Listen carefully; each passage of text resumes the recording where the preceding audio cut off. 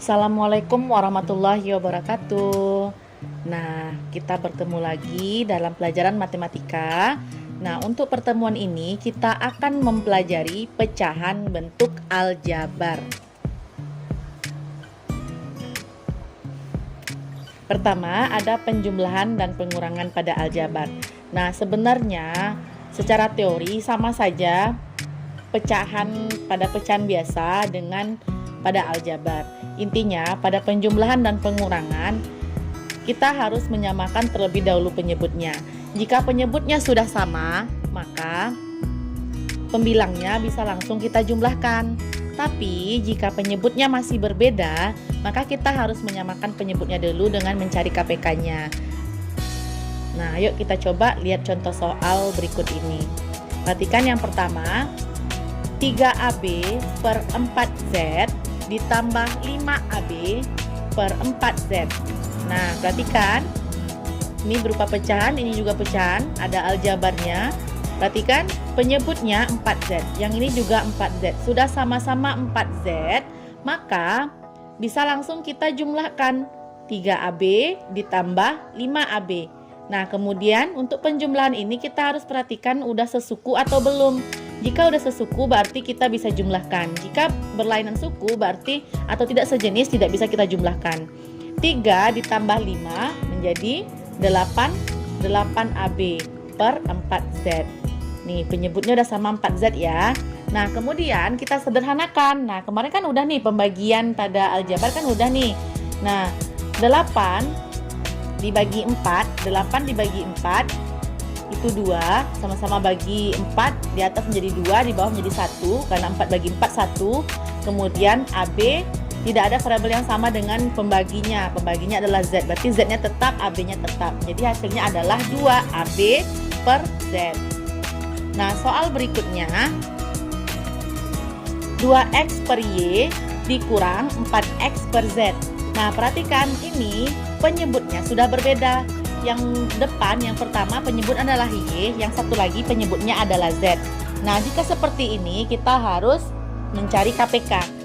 KPK dari Y dan Z adalah YZ. Tinggal kita kalikan YZ. Nah, berarti 2X harus kita kalikan dengan Z. Karena kali silang seperti ini ya. Karena kan di sini penyebutnya cuma Y, sedangkan jadinya kan YZ. Ini di bawah dikali Z, di atas juga dikali Z. Nah, berikutnya untuk yang sebelah sini, yang berikutnya yang 4X, kan penyebutnya tadi jadinya YZ, berarti harus dikali, ini baru Z saja, berarti harus dikali Y menjadi YZ. Di bawah dikali Y, maka di atas juga dikali Y, maka ini jadinya 4XY per YZ. Nah, kemudian perhatikan, kan sudah sama-sama YZ nih, kemudian kita tinggal mengurangkan 2XZ dikurang 4XY. Ini variabelnya berbeda.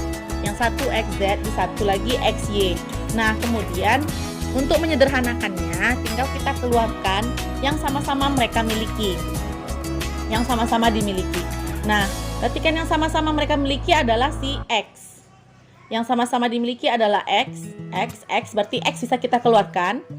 Sehingga kalau kita keluarkan X-nya yang sini, ini sisanya 2Z. Kemudian ini kalau kita keluarkan X, sisanya min 4Y. Nah, kemudian 4 dan 2 itu kan memiliki FPB. FPB-nya adalah 2.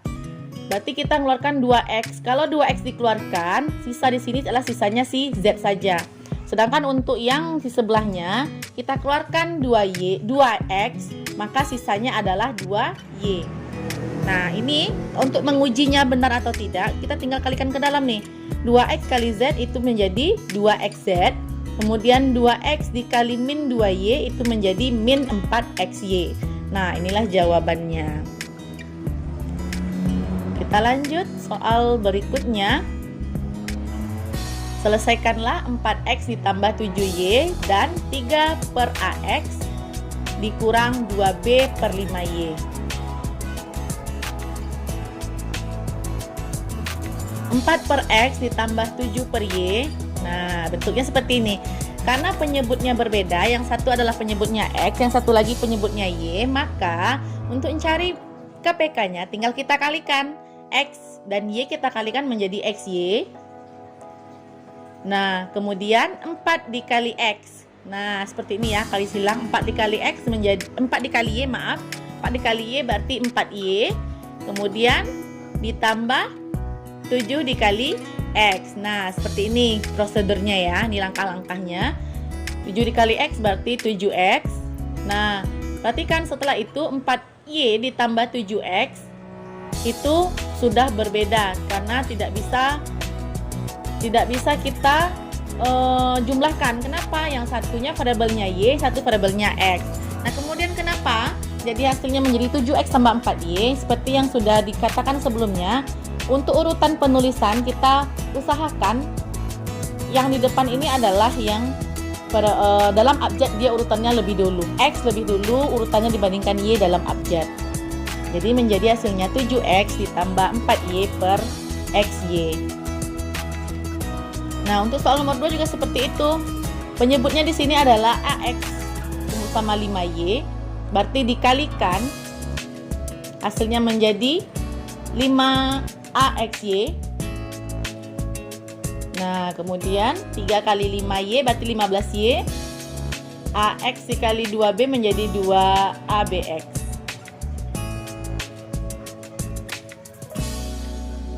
Ini berarti sama di sini saja. Karena berbeda ya, satu Y, di satu ABX. Nah, kita lanjut perkalian pecahan bentuk aljabar. Perkalian pecahan bentuk aljabar dilakukan dengan mengalihkan pembilang dengan pembilang dan penyebut dikalikan dengan penyebut. Jadi sama dengan pecahan biasa ya, pembilang kali pembilang, atas kali atas, bawah kali bawah. Secara matematis dirumuskan A per B dikali C per D itu artinya A dikali C per B dikali D, di mana B dan D itu tidak boleh sama dengan 0. Nah, contoh, selesaikanlah perkalian pada pecahan bentuk aljabar berikut. 2X per A dikali 4B per Y, penyelesaiannya adalah, berarti ini kan penyebutnya menjadi A dikali Y, berarti AY ya, berarti 2X. Nah, ini angka kali angka, kemudian huruf kali huruf. Angka kali angka, huruf kali huruf, berarti 2 kali 4, 8. Kemudian X kali B, XB. Maaf tadi salah nyebutkan. Kalau perkalian berarti atas kali atas, bawah kali bawah ya. Kita tidak perlu mencari KPK ataupun yang lainnya, karena kita bukan penjumlahan atau pengurangan. Jadi kita cukup mengalihkan atas kali atas, bawah kali bawah. Penyebutnya berarti A kali Y, berarti jadinya AY. Yang di atas menjadi 8XB. Jadi hasilnya 8XB per AY. Nah, bagi yang mau ganti ini jadi 8BX juga boleh. Jadi nggak masalah ya.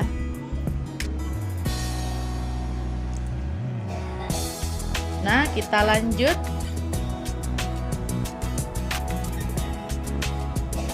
Perkalian bentuk aljabar nih masih itu. Nah, tadi seperti dikatakan atas kali atas, bawah kali bawah. Ini soal berikutnya 4 per 3A dikali AB per 2. Berarti 4 dikali AB, kemudian 3A dikali 2. 4 dikali AB menjadi 4AB, kemudian 3A dikali 2 menjadi 6A. Nah, ini kemarin kita tinggal sederhanakan. 4 dengan 6 sama-sama bisa kita bagi 2. 4 bagi 2, 2. 6 bagi 2, 3, kemudian A ini habis, A dengan A sama pangkat 1 berarti habis, coret-coret, sisa di atas B, yang di bawah A nya habis, sisa 3 saja. Berikutnya adalah pembagian pecahan bentuk aljabar. Pembagian merupakan inverse atau kebalikan dari operasi perkalian. Oleh karena itu, dapat dikatakan bahwa membagi dengan suatu pecahan sama artinya dengan mengalihkan terhadap kebalikan pecahan tersebut. Nah, sama ya dengan pecahan pembagian pada pecahan biasa. Untuk pembagiannya kita rubah menjadi kali operasinya. Kemudian untuk yang di sebelah kirinya kita balik atas menjadi bawah, pembilang jadi penyebut menjadi pembilang. Nah, ini contohnya 3A per B dibagi C per 4B kuadrat. Ini akan sama artinya menjadi 3A per B dikali, nah yang tadi 4B kuadratnya menjadi penyebut, sekarang jadi pembilang, naik ke atas 4B kuadrat per C, berarti dikalikan. Nah, kalau udah jadi perkalian berarti kan tinggal atas kali atas, bawah kali bawah. Atas kali atas berarti 3A dikali 4B kuadrat menjadi 12AB kuadrat. Kemudian B dikali C itu BC.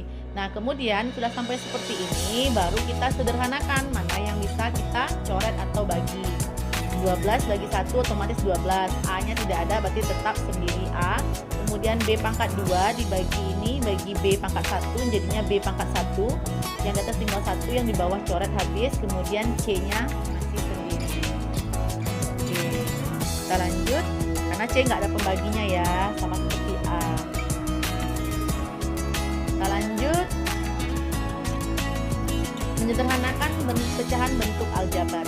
Nah, suatu pecahan bentuk aljabar dapat disederhanakan apabila pembilang dan penyebutnya memiliki faktor persekutuan atau faktor yang sama. Maka untuk menyederhanakan pecahan ini kita harus mencari faktor persekutuan dari pembilang dan penyebutnya terlebih dahulu. Perhatikan contoh berikut ini. Sederhanakanlah bentuk aljabar berikut ini. Contoh 8ax kuadrat ditambah 24xy kuadrat. Penyelesaiannya kita cari sama-sama faktor persekutuannya yang sama-sama dimiliki. Nah, yang sama-sama mereka miliki pertama, ini ada A, di sini nggak ada A, ini ada X, di sini juga ada X, ini pangkat 2, ini pangkat 1. Berarti kita bisa pakai yang pangkat 1 karena pangkat 2 di sini cuma pangkatnya adalah 1, berarti kita cari X-nya pangkat 1 saja ambil. Kemudian 8 dengan 24 persekutuannya adalah 8 karena sama-sama bisa dibagi 8 ya. 8 bisa bagi 8, kemudian 24 juga bisa kita bagi 8. Sehingga bisa kita keluarkan 8x. Nah, jika kita keluarkan 8x berarti 8 bagi 8 di sini sisa 1 karena 8-nya sudah dikeluarkan. Kemudian A-nya kan masih tetap karena tidak kita keluarkan. X-nya kita keluarkan 1, berarti di dalam kurung sisa X-nya 1. Kalau kita kalikan ke dalam untuk mengujinya, ini akan menjadi 8ax kuadrat lagi kalau untuk mengujinya. Nah, kemudian untuk yang di ruas yang berikutnya tambah 24xy kuadrat. 24 bagi 8 itu masih sisa 3. 24 bagi 8 berarti 3. Kemudian x dibagi x habis karena x-nya sudah dikeluarkan, berarti x-nya nggak ada lagi. Maaf, ini bukan y2 ya, tapi ini y kuadrat. Jadi sisanya di sini adalah 3y kuadrat. Karena faktor dari 8ax kuadrat dan 24xy kuadrat itu adalah 8x. Mudah-mudahan dapat dipahami ya Anda sekalian. Nah, sekian, terima kasih untuk pembelajaran kita hari ini. Mudah-mudahan dapat dipahami. Berarti ini adalah pelajaran terakhir kita di materi aljabar. Jadi urutan yang kita pelajari kemarin adalah mengenal aljabar. Kemudian ada penjumlahan dan pengurangan aljabar, ada perkalian aljabar, pembagian aljabar, dan ini adalah pecahan bentuk aljabar. Nah, sebenarnya sama saja penjumlahan, pengurangan, perkalian, pembagian, dan juga pecahan pada aljabar dengan bilangan biasa. Nah, cuma pada penjumlahan dan pengurangan aljabar kita harus memperhatikan dulu dia sejenis atau tidak. Sedangkan untuk perkalian itu tinggal kita kalikan, kemudian tidak tanpa melihat dia sesuku atau tidak. Kemudian pada pecahan aljabar, pada penjumlahannya baru kita harus perhatikan harus sama penyebutnya. Kemudian untuk perkalian atas kali atas, di bawah kali bawah. Kemudian untuk pembagian itu caranya tinggal kita rubah operasinya menjadi kali. Kemudian yang di sebelah kirinya kita ganti penyebut jadi pembilang, pembilang jadi penyebut, atau kita balik atas menjadi bawah, bawah jadi atas, seperti itu. Mudah-mudahan dapat dipahami dan dapat menjawab soal-soal latihan dengan baik. Sekian, Assalamualaikum warahmatullahi wabarakatuh.